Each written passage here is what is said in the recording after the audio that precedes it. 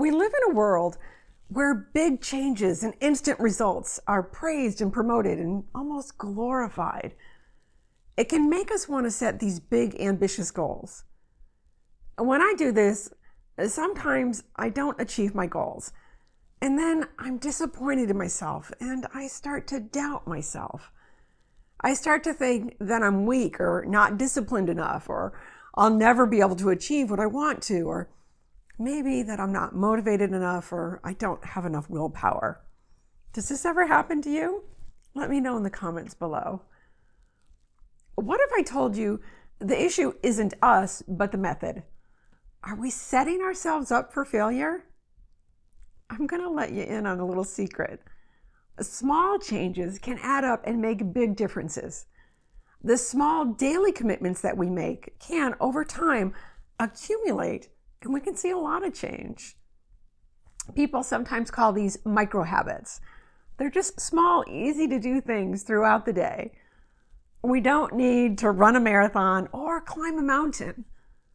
In today's video, I'm going to share some micro habits that can help us to support our good health, improve our mental health, and manage our symptoms. I'll also put them in a free download for you too. Oh, and you're going to want to stay till the end, where I'm going to share a delicious and easy to prepare treat that's full of antioxidants. You're definitely going to want to make this one a habit. I'm going to suggest that we skip the planning phase of starting a new habit. In the corporate world, this is called day zero. It's when all the plans are put into place before starting a project, before actually beginning. How many times have we said to ourselves, I'm going to start exercising regularly, starting tomorrow, or I'm going to start eating better, starting next week? Sometimes this can hold us back, and we can lose our motivation before we even start. We may start to doubt ourselves or get fearful that we won't be able to do it. Dale Carnegie has a quote that says, "Inaction breeds doubt and fear. Action breeds confidence and courage." So keep reminding yourself that you can start today. You can start right now. Even if you're watching this at the end of your day and it seems like you don't have time to start anything new, I invite you to choose one thing from these micro habits and start today. A part of how we can be successful is with intentions.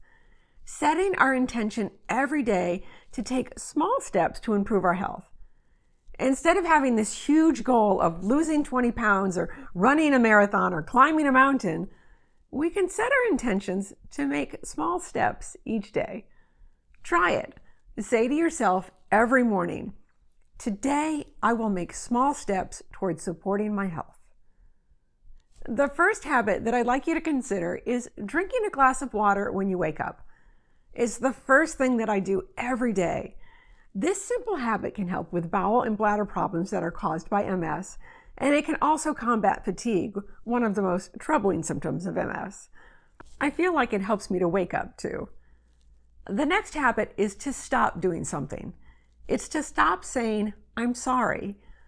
One of the worst things that can happen to us is we can start to feel like a burden to our family and our friends, and feel like we have to apologize all the time. We can sometimes get into the habit of saying, "I'm sorry" for things that are out of our control or when we've done nothing wrong. This can diminish our sense of self-worth and how we see ourselves. It can take away from our self-confidence. Try replacing "I'm sorry" with "thank you." So instead of saying, "Sorry, I'm late," try saying, "Thank you for waiting."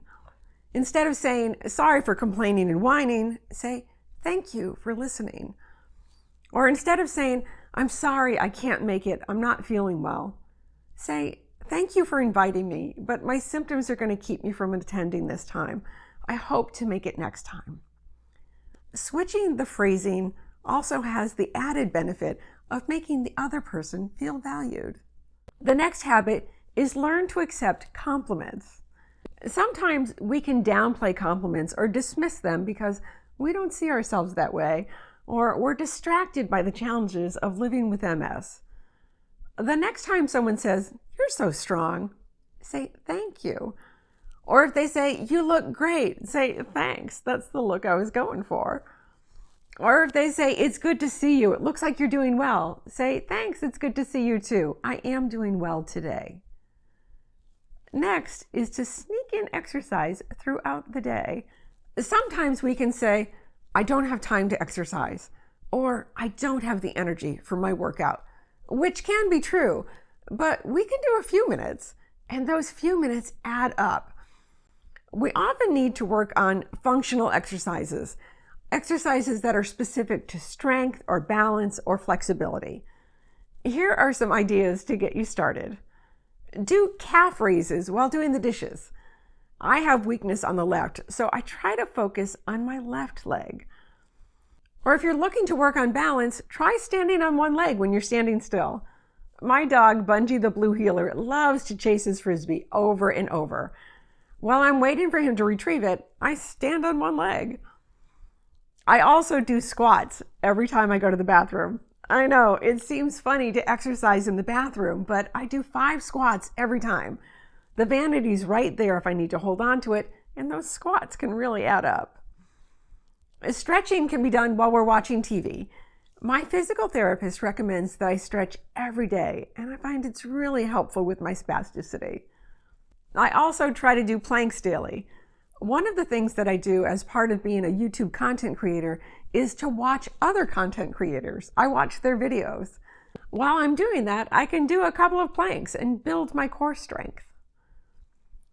The next micro habit is to breathe. I know, it sounds simple, but focusing on our breath is a form of mindfulness, and being mindful can help with anxiety and depression. We don't need to meditate for an hour every day. Here are 2 practices that I'm going to suggest. The first is to start and end each day with 5 mindful breaths. Before you get out of bed and when you get back into bed, take 5 long, slow breaths, focusing on your breath. The second one is to stop throughout the day for just a moment and focus on your breath. A good tool for this is stop signs and red lights. Every time you come up to one, take a mindful breath. Bonus points if you do it with a smile on your face. Taking deep breaths can also help us when we're facing a stressful moment. Perhaps when we drop something, or we stumble, or a spasm hits. Taking a deep breath, taking a moment to pause, can help us change how we respond to the situation. It can help us to be calm. The next one is another super easy habit. Get morning daylight into your eyes. Getting outside and getting natural daylight into our eyes can help to set our circadian rhythms so that we sleep better. It can help our immune systems to function better, and it can boost our mood. The next habit is to practice gratitude throughout the day. Eckhart Tolle wrote, acknowledging the good that you already have in your life is the foundation for all abundance. I love that. It can be so easy to be distracted by our symptoms and fear of the future, or the things that we've lost since being diagnosed, that we can sometimes forget to appreciate the good things that we have, or the little things. Take a moment to appreciate how good your coffee tastes first thing in the morning, or how lovely the sun streaming in through the window feels, or how awesome our pets are and the joy that they bring to us. Focusing on these little moments can help us reconnect with joy. The next habit is to eat berries regularly, like every day if we can. Berries are some of the best foods that we can eat.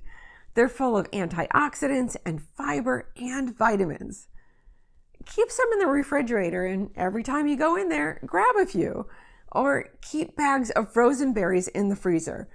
They're really good on top of pancakes, or in oatmeal, or in fruit smoothies.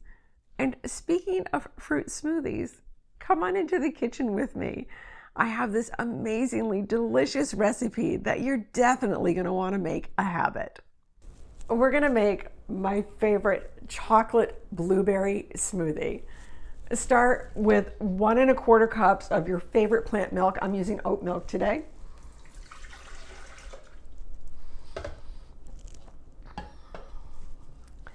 A heaping tablespoon of cacao powder. I use this Navitas cacao powder. Cacao powder is less processed than cocoa powder, and I get this one because it's been tested for heavy metals and it's really quite tasty. I'll put a link below.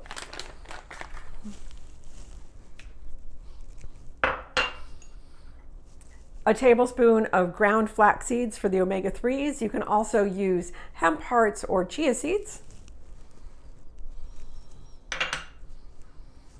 A half a cup of frozen blueberries.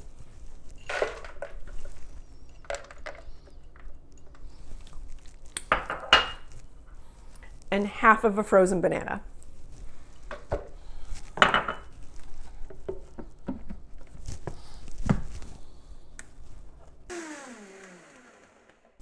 I forgot the vanilla.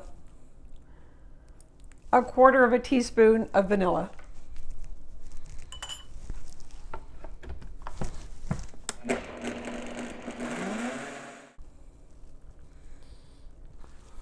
Is this gorgeous purple smoothie. And it's like a chocolate milkshake. It's so sweet from the berries and the bananas. You're gonna love it. I'm curious, do you have any micro habits that you've started that help you? Please put them in the comments below. Thanks so much for joining me today. To get your free download, see the link in the description and in the comments.